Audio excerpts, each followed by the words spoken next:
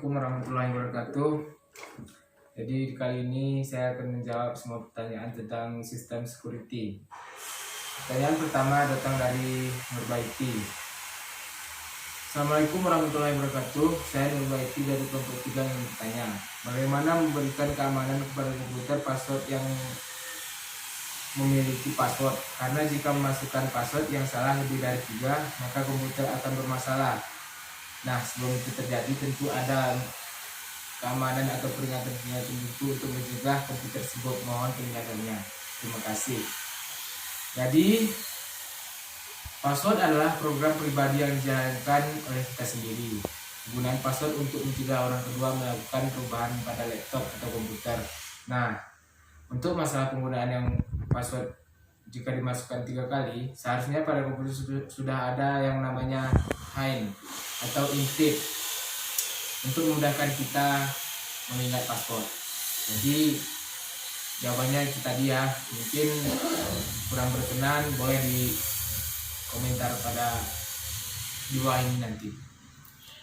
Kemudian pertanyaan dari Intan Zuratul Hikmah. Assalamualaikum warahmatullahi wabarakatuh. Saya Intan Zuratul Hikmah ingin bertanya, apa penyebab hilangnya suatu data di komputer? Dan bagaimana cara agar kita tahu kalau sistem keamanan kita telah dibobol? Jadi, penyebab hilangnya pada data komputer, yang pertama, human error. Pada saat menggunakan komputer, bisa saja Anda tidak sengaja menghapus data yang sebenarnya. Masih Anda butuhkan. Atau yang lebih parah lagi, Anda melakukan kesalahan dengan melakukan format pada disk yang menyebabkan semua data terhapus. Yang kedua, serangan virus. Serangan virus bisa terjadi kapan saja pada perangkat komputer, terutama dengan sistem operasi yang umum digunakan seperti Windows. Yang mengerikan dari virus komputer adalah cara kerjanya yang beragam. Beberapa virus merusak komputer dengan mengunci file yang Anda punya sehingga tidak bisa diakses, menduplikasi file sehingga memenuhi kapasitas komputer, merusak file hingga menghapusnya. Yang ketiga, kerusakan fisik. Kerusakan fisik pada komputer yang berupa disk atau hardware lainnya bisa disebabkan oleh banyak faktor. Beberapa di antaranya adalah penggunaan komputer yang terlalu lama sehingga perangkat panas. Kemudian, bagaimana sih cara mengetahui komputer kita dibobol? Yang pertama, password dan pengaturan online kamu telah diubah. Yang kedua, password login komputer kamu telah berubah dan kamu melihat ada akun pengguna baru untuk login ke komputer kamu. Yang ketiga, kamu melihat ada status baru yang aneh yang dibuat oleh kamu sendiri di media sosial atau teman kamu melaporkan bahwa kamu mengirim pesan yang aneh kepadanya. Yang keempat, teman kamu melaporkan menerima pesan email spam aneh dari kamu. Selanjutnya, firewall kamu sibuk memblokir beberapa permintaan sambungan keluar. Kemudian, software antivirus kamu dinonaktifkan. Mungkin bisa diterima ya, Intan. Lalu pertanyaan dari Asya Aprila Maulida. Misalnya, terjadi suatu masalah dengan sistem kita. Jadi, bagaimana cara mendeteksi satu serangan atau kebocoran sistem tersebut dan bagaimana cara mencegahnya? Terima kasih. Yang pertama yang harus diperhatikan adalah desain sistem. Desain sistem yang baik tidak meninggalkan celah-celah yang memungkinkan terjadinya penyusupan setelah sistem tersebut siap dijalankan. Yang kedua, aplikasi yang dipakai. Aplikasi yang dipakai sudah diperiksa dengan seksama untuk mengetahui apakah program yang akan dipakai dalam sistem tersebut dapat diakses tanpa harus melalui prosedur yang seharusnya dan apakah aplikasi sudah mendapatkan kepercayaan dari banyak orang. Yang ketiga, manajemen. Terus yang keempat, ada manusia atau administrator. Pertanyaan selanjutnya dari Rifka Nuraini. Coba sebutkan contoh keamanan sistem, eksternal, interface, dan internal, dan jelaskan perbedaannya. Sekian, terima kasih. Ya, yang pertama keamanan eksternal berkaitan dengan pengamanan fasilitas komputer dari penyusup, bencana, dan lain-lain. Yang kedua, keamanan interface pemakai berkaitan dengan identifikasi pemakai sebelum mengakses program dan data. Yang ketiga, keamanan internal berkaitan dengan pengaman beragam kendali yang dibangun pada perangkat keras dan sistem operasi untuk menjaga integritas program dan data. Pertanyaan selanjutnya, Alif Lugu. Misalnya pada handphone kita terjadi kehilangan dan tiba-tiba saja atau kerusakan keamanan karena virus contohnya. Apakah cara dan memperbaikinya sama dengan kita memperbaiki pada laptop? Biasanya crash atau data loss terjadi karena virus, dan solusi yang umum kita ketahui adalah dengan cara menginstal ulang laptop kita atau Android handphone kita, atau membackup dengan aplikasi tertentu. Kemudian dari pertanyaan dari Maulizal Ridwan.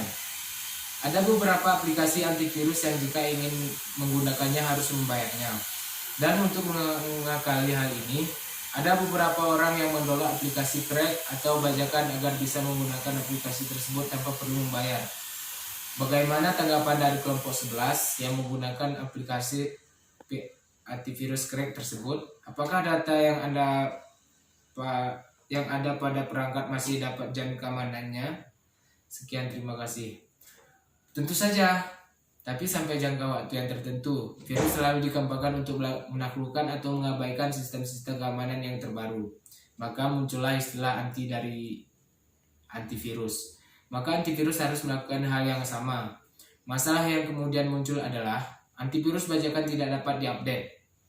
Perusahaan produsen antivirus tentu akan mencekal pengupdatean antivirus bajakan. Lagi pula, kenapa harus pakai antivirus bajakan? Sekarang saja Kaspersky sudah ada gratisan. Kualitas database antivirusnya sama seperti yang dibayar. Kemudian pertanyaan dari Nurhaiza. Jika sistem security mudah dikalahkan dari ancaman internal dan eksternal, maka sistem keamanannya tidak berhasil diimplementasikan. Lalu bagaimana mengamankan infrastruktur sistem security? Sekian, terima kasih.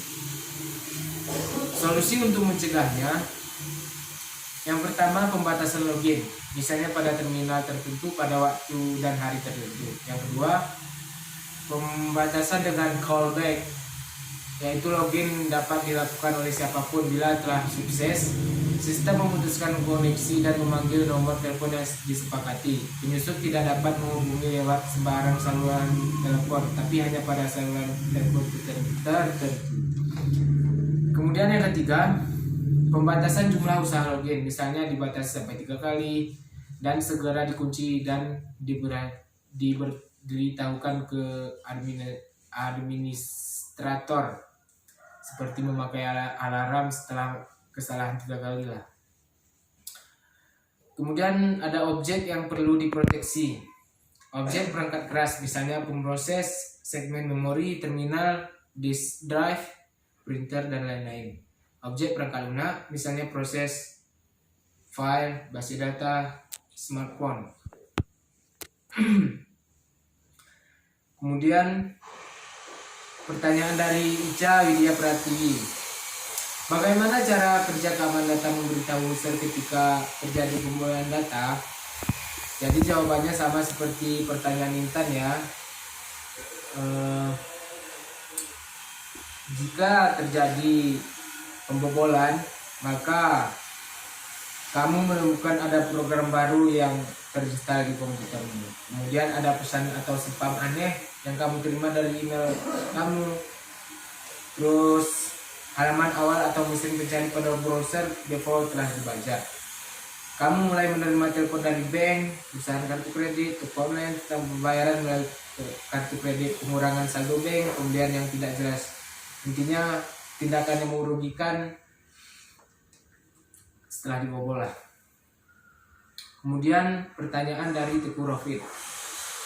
Seperti yang kita ketahui, untuk menjadi seorang developer atau senior kita harus tidak hanya bisa membangun sistem, tapi juga mengatasi problem-problem yang terjadi. Salah satunya penyerangan dari hacker.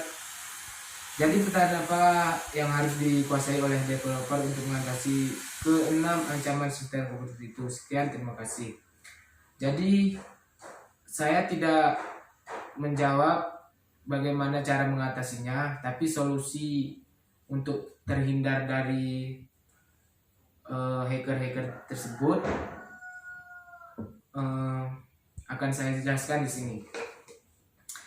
Yang pertama, jangan download established file atau dokumen secara langsung dari internet. Jadi dia harus melalui penyaringan,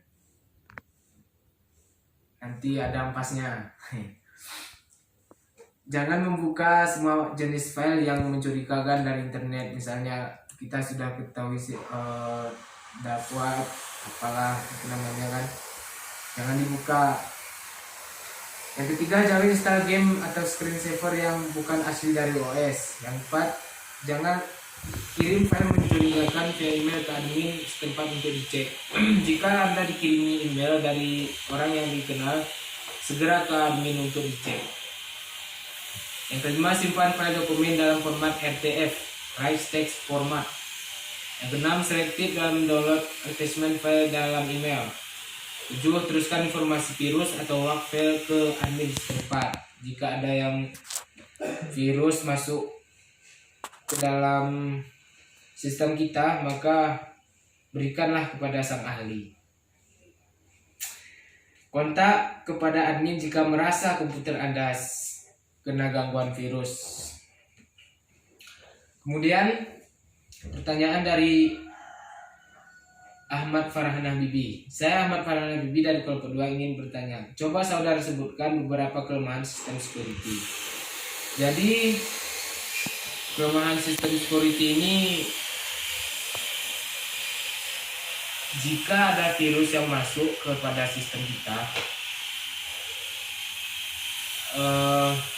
itu karena lemahnya sistem pada keamanan pada komputer kita. Justru kita harus waspada terhadap dunia luar, karena tidak orang sama seperti kita. Jadi mungkin itu saja, saya pun lagi belajar. Mungkin pertanyaan Ahmad Farhan Habibi tadi tidak semuanya bisa saya jawab, karena saya pun lagi tahap pembelajaran. Sekian dari saya. Assalamualaikum warahmatullahi wabarakatuh.